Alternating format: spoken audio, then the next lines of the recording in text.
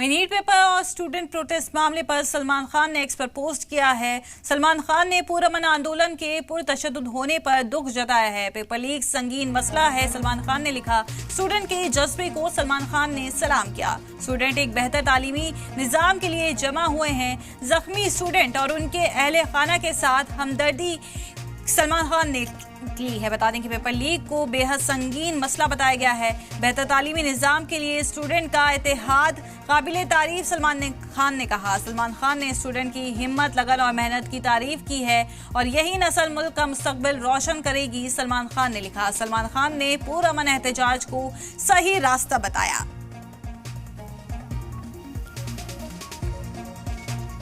NEET paper leak और student protest मामले पर सलमान खान का एक्स पर पोस्ट सामने आया है। बता दें कि सलमान खान ने स्टूडेंट की हिम्मत, लगन और मेहनत की तारीफ की है।